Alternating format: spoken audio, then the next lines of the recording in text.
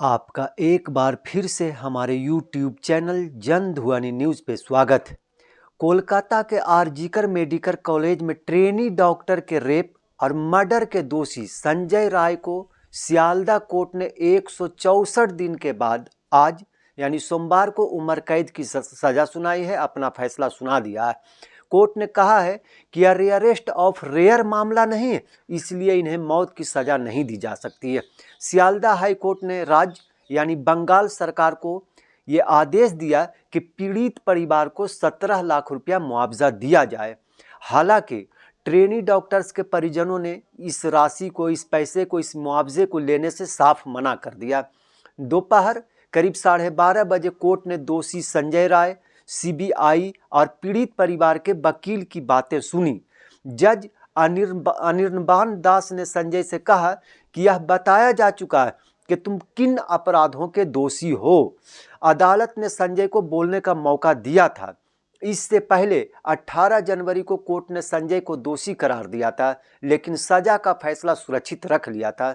संजय की सजा के लिए 160 पेज का फैसला लिखा गया।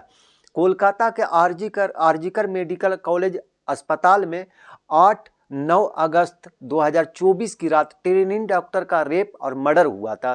संजय राय को 10 अगस्त 2024 को गिरफ्तार किया गया था और आज यानी सोमवार के दिन उसका फैसला सुनाया गया है। क्या हुआ है? আমি অ্যাডভোকেট আনিসুর রহমান। सर आज क्या हुआ? অ্যাডভোকেট আনিসুর রহমান। सर आज क्या हुआ है? थोड़ा हिंदी में बताइए। आज जो संजय का जो दोषी साब्यस्त किया था 18 जनवरी 2025 में, जो आज का सीबीआई का चार्जशीट और ट्रायल का बाद आज जो फांसी का जो सवाल उठा था, फांसी नहीं हुआ। उन लोग को आमृत्यु जो कारावास, आमृत्यु जेल उनको हुआ और उसी का साथ साथ फाइन भी हुआ तीनों सेक्शन में। 64 रेप में जावज्जीवन, 66 में अमृत्यु कारावास और 103A जो मर्डर, उसी में भी उनको जावज्जीवन कारावास दिया। एक ही संगे तीनों सेक्शन में फाइन भी किया। एक ही साथ में आपका उनको संजय का जो केस है, राष्ट्रों के स्टेट को डायरेक्शन दिया लर्नेड कोर्ट, जो 10 लाख को और 7 लाख एंड 10 लाख मोट 17 लाख उनको फैमिली को क्षतिपूरण, विक्टिम का फैमिली को क्षतिपूरण देने के लिए निर्देश दिया। सर आपका नाम? एडवोकेट अनीसुर रहमान। सजा सुनाने से पहले जज ने 3 पक्ष की दलील सुनी। कोर्ट में सबसे पहले दोषी संजय राय ने कहा कि मैंने कोई जुर्म नहीं किया, मुझे फंसाया गया, मैंने कुछ भी नहीं किया और इसके बावजूद मुझे दोषी करार दे दिया गया। मुझे जेल में पीटा गया और दस्तावेज पर दस्तखत करने के लिए मजबूर किया गया। जबकि संजय राय के वकील ने कहा कि हमें इस बात के सबूत दिए जाने चाहिए कि दोषी में सुधार की कोई गुंजाइश नहीं अब बच रही है। फांसी के अलावा कोई सजा दी जाए ताकि उसे सुधार का मौका मिल सके, वक्त मिल सके। जबकि दूसरे पक्ष के तौर पर सीबीआई ने कोर्ट में कहा कि हम फांसी की मांग करते हैं ताकि लोगों के बीच और समाज में एक दूसरे पर भरोसा बरकरार रहे, कायम रहे।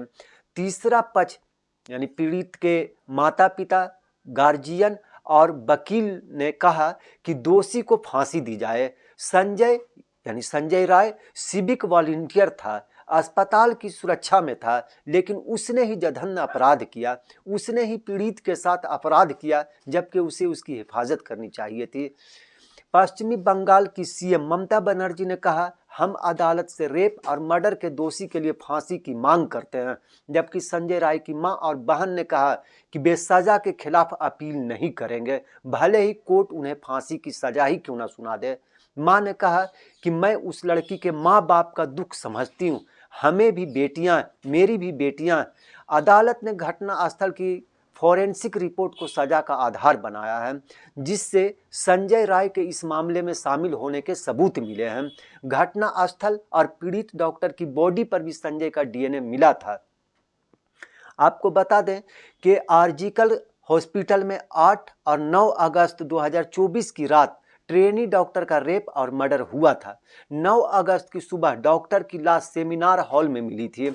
उसके बाद 10 अगस्त 2024 को सीसीटीवी फुटेज के आधार पर पुलिस ने संजय राय नाम के सिविक वॉलंटियर को अरेस्ट किया था।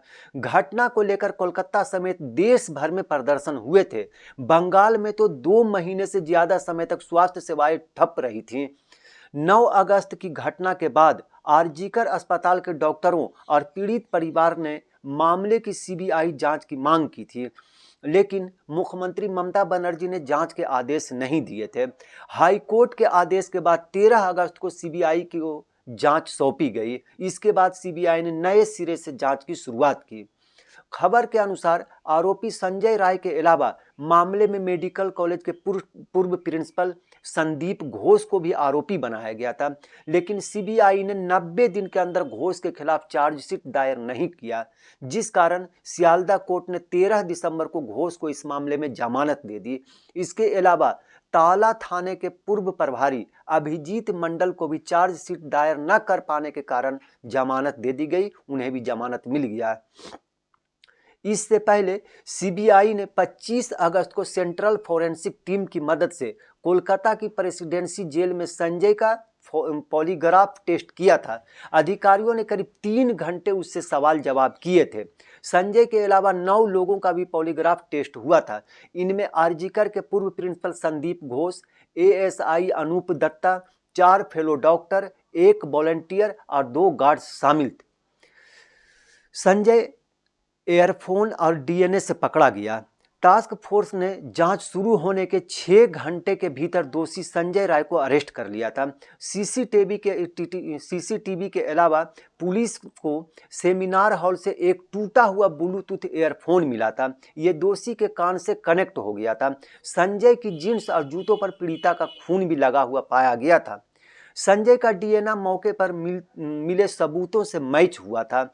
संजय के शरीर पर चोट के जो निशान मिले थे वे उसे 24 से 48 घंटे के दौरान लगे थे। यह ब्लंट फोर्स इंजरी हो सकती है जो पीड़ित से अपने बचाव के दौरान लगी होगी। इसी के जरिए पुलिस संजय को पकड़ने में कामयाब रही थी। सीबीआई ने 7 अक्टूबर 2024 को कोलकाता हाई कोर्ट में चार्जशीट दायर की थी, जिसमें कोलकाता पुलिस ने वॉलंटियर संजय को एकमात्र आरोपी बताया था। एजेंसी ने बताया था कि ट्रेनी डॉक्टर का गैंग रेप नहीं हुआ था।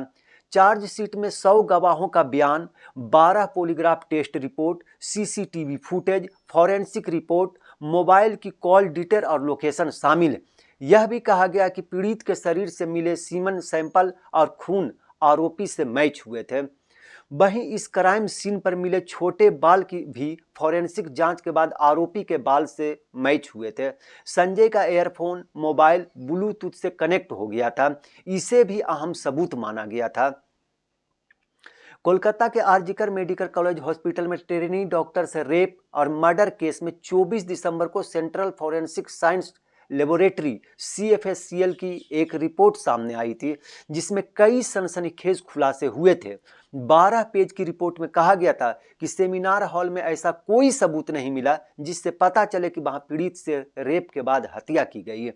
रिपोर्ट के 12वें पेज के आखिरी लाइन में लिखा था, जिस जगह ट्रेनी डॉक्टर का शव मिला था वहां संघर्ष का कोई सबूत नहीं मिला। जिस गद्दे पर शव यानी लाश था उस पर भी किसी तरह की हाथापाई के निशान नहीं थे। संजय राय को भारतीय न्याय संहिता की सेक्शन 64 रेप, 66 यानी रेप के कारण मौत और सेक्शन 103(1) मर्डर के तहत दोषी ठहराया गया। आज के इस खबर में बस इतना ही। जुड़े रहें हमारे साथ। आपको ये वीडियो पसंद आया हो तो कृपया इसे लाइक करें और हमारे चैनल को सब्सक्राइब करना ना भूलें। आपके सपोर्ट से हमें और बेहतर कंटेंट बनाने की प्रेरणा मिलती है। आपका एक लाइक और सब्सक्रिप्शन हमें आपकी सेवा करने का हौसला देता है। कृपया चैनल को सब्सक्राइब करें और हमारे साथ जुड़े रहें।